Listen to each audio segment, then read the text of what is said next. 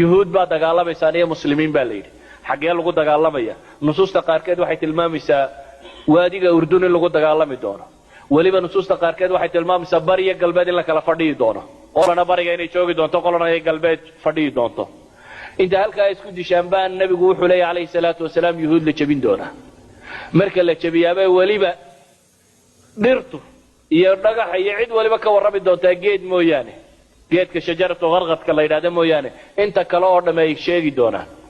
idan tana waa bishaaro labaad oo nabigu noo sheegay alayhi salaatu wasalaam quraankuna wuxuu sheegay wacdu laakhira markuu iman doono marka labaad la baabi'inayo reer banu israa'iil in ilaahay isu soo ururin doono ji'na bikum lafifa ba ilaahay leey marka hore waxa la yiraahdaa qata'naahum umama kooxa alla ka dhigay israa'iil meel kasta way joogaan dunida alla ku kala daray bay noqdeen laakiin ilaahay wuxuu leeyahay wacdu laakhira markuu imanayo maxaa la yidhi ji'na bikum lafifa waana ilaahay ballan qaaday in cudtum cudna hore loo yidhi nusuusta sunnaduna way sheegaysaa inay jabi doonaan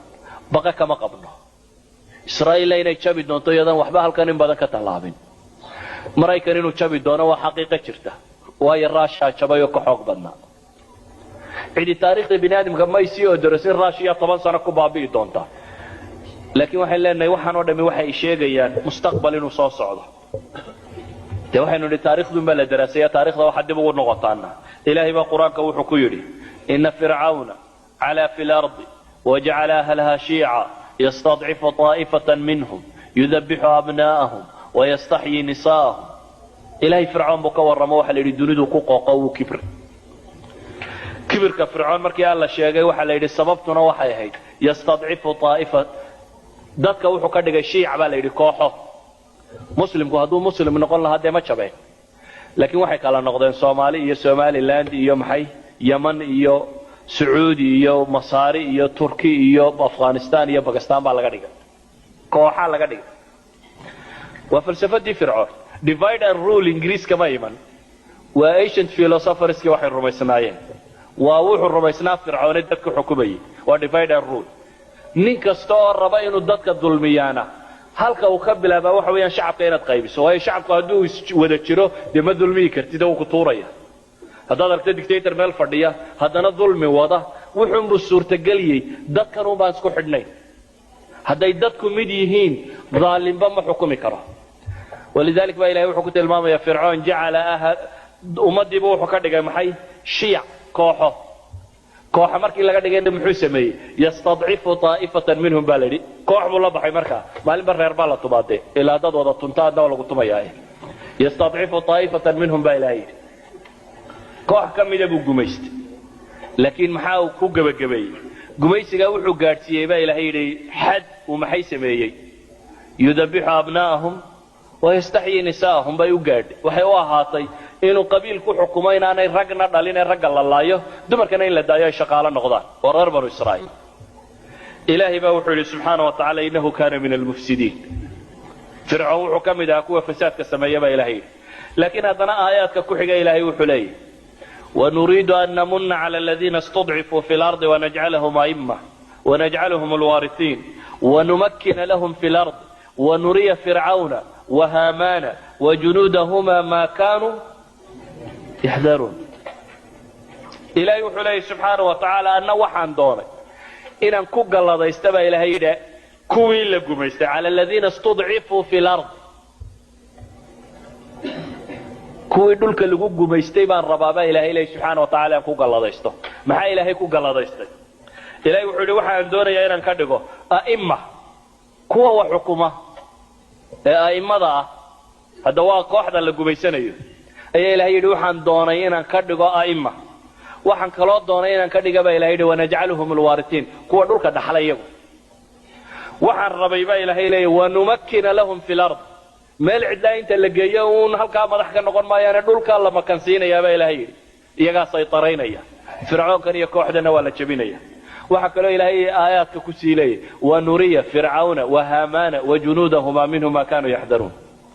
waxa kale doonayay baa ilaahay inaan tusiyo fircoon iyo hamaan iyo ciidamadoodaba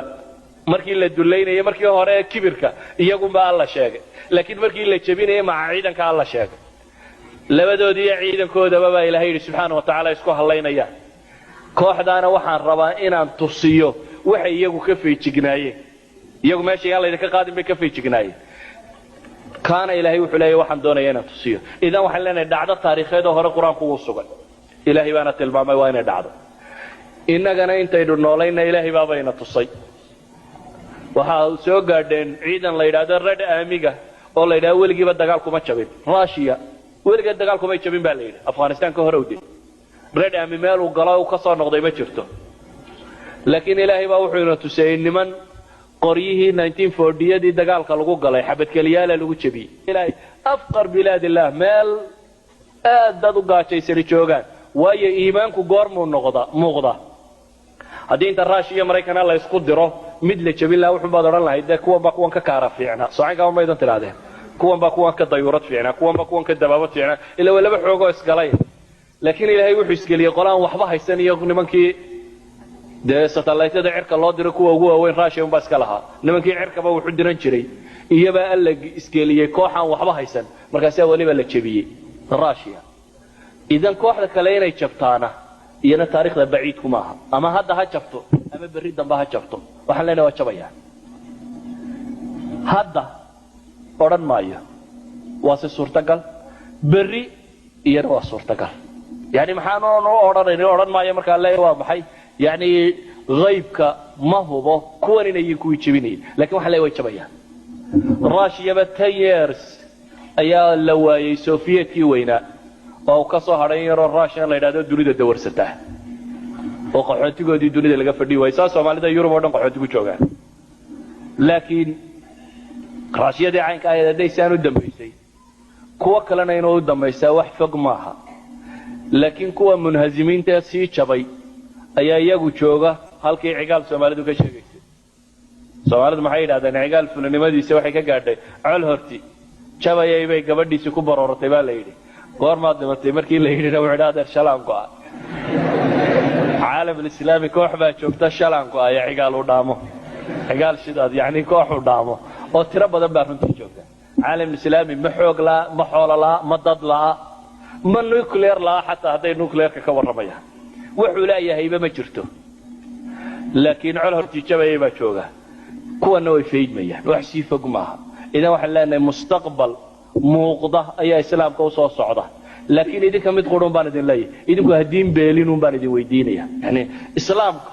ilaahay baa ballan qaaday inuu soo baxayo ilaahay baa ballan qaaday oo maxay leeyahay waman yartadid minkum can diini fasawfa ya'ti allahu biqawmin ilaahay baa wuxuu yidhi ninkii diintan isaga iskaga noqda ilaahay baa keenaya koox kaloo bedesha idan idinka kuwa alla bedelo un ha noqonina idinka waa intaa laydinkala talinaya inaydan noqon un kuwa alla bedelo islaamkana wuu soo baxaya ilaahay baana u ballan qaaday inuu soo baxayo diintanna way xoogaysanaysaa cid kasta oo caburisayna horey u caburin kari weyday imikana ma caburayso dunida oo dham inay caburisaaba isku tala gashay way sii faaftay uun intii la tumayay way kasii tiro badantay waxaan lagu dayirina ma jirto oo dunida lagu isticmaalin oo bini aadam si loo toorjar gareeyo aan loo toorjar